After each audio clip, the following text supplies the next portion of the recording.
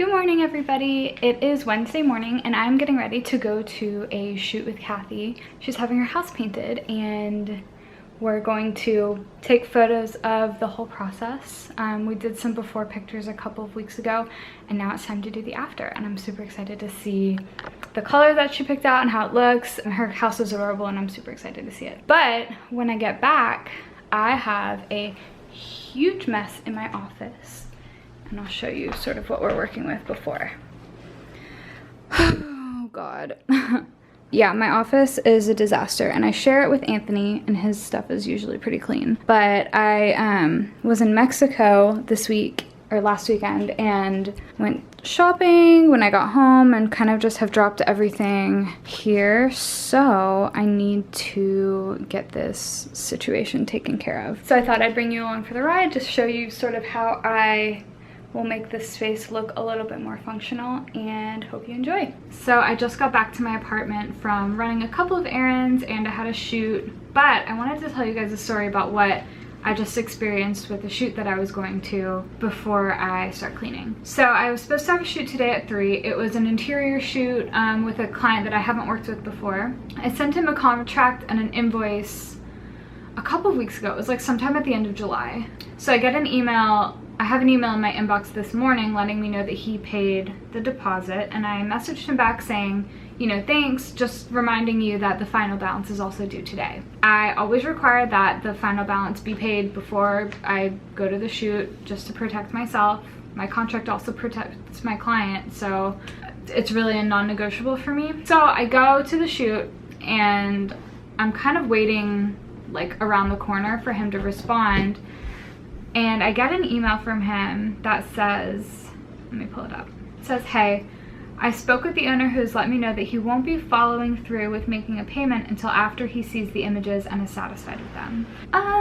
That's not how I run my business. I'm sure that is how some people do it, and that's totally fine. But that has never been how my process works. So I email him back and say, hey there, per my contract, I can't deliver images without the final payment. See attached for the language and contract. And I sent a screenshot of the part of my contract where it says the final balance is due. And specifically the language in my contract says, the balance due for the photography services must be paid in full prior to the exchange of services. So that basically says, and this contract was signed by the client weeks ago. So I sent him that and waited a few minutes, and it was just about 3 o'clock. So I sent another email and I said, hey, how would you like to proceed? Meanwhile, I am already at the shoot. So I've already shown up and I'm waiting in my car.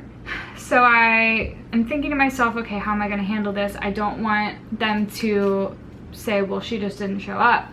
So I go and I'm like standing at the front door of this place and nobody's there. The door is locked and there's like an unpaid water bill notice on the front door.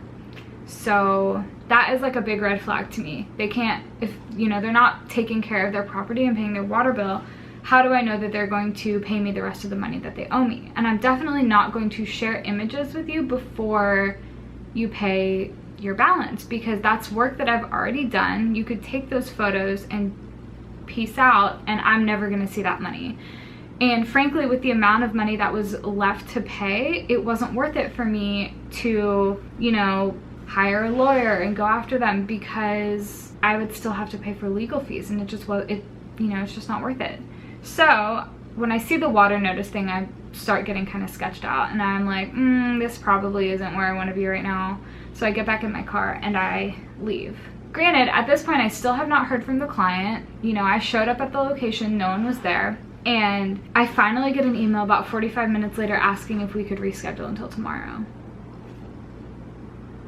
So that being said, I am gonna have to send an email back and terminate their contract. What I'm probably gonna do is just return their retainer anyways, even though I'm legally entitled to keep it. Truly because it is not an amount of money that is worth it for me to hang on to and potentially have to pay legal fees if they try to sue me for it. I don't want my business to end up in a lawsuit regardless of who's in the right and who's in the wrong. So I'm gonna return it. I figured that a lot of times it's better to just take the high road, because you can sit and defend your business all day long and at the end of the day, when something like that happens, it still, you know, takes your time and takes your money and your energy, and I don't ever want to be in that situation.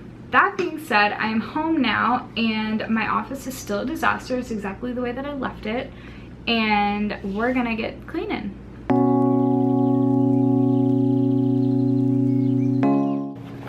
I am gonna keep this bag because it's waterproof and reusable, and I think would make a really good pool bag. It's from Aerie. I went there yesterday, got some stuff, and it was like a free tote with purchase, so here we go.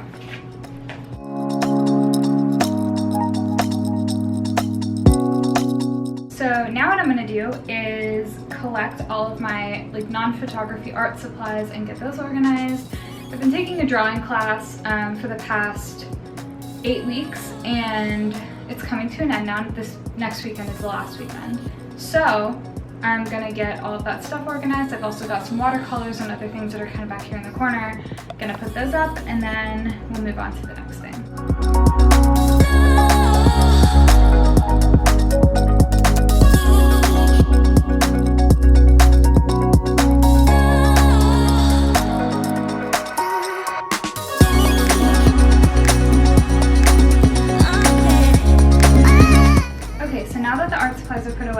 Sort of. I really didn't have a good place for my big drawing board to go, which you can kind of see it's sticking out over here.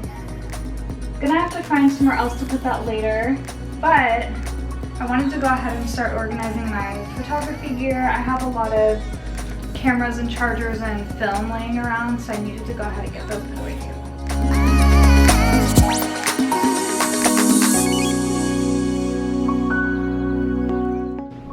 So that's it for gear. Now I'm going to really just get this desk cleared off, and then it's time to make a trash run, and then I'm pretty much done.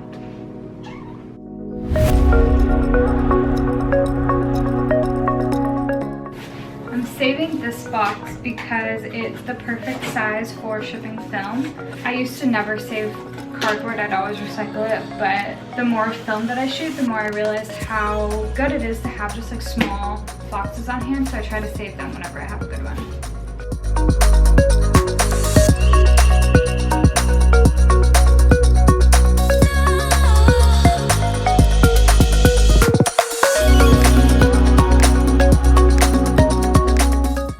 My camera cut off somewhere in the midst of that, so pretty much desk is almost clear. I'm gonna keep working on that for just a couple more minutes, and then I think maybe I need to vacuum, and then that should be it.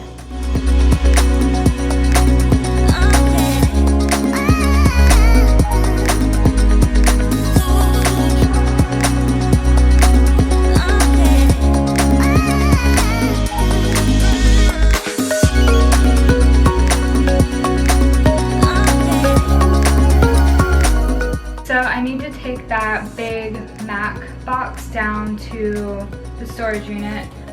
This computer is actually a replacement computer for one that I bought earlier this year, so I have another giant box like that in my storage, and that one needs to go in the trash because I no longer have that computer, but this one has the same serial number as the computer that's behind me, so I'm going to keep that one and put it downstairs until we move.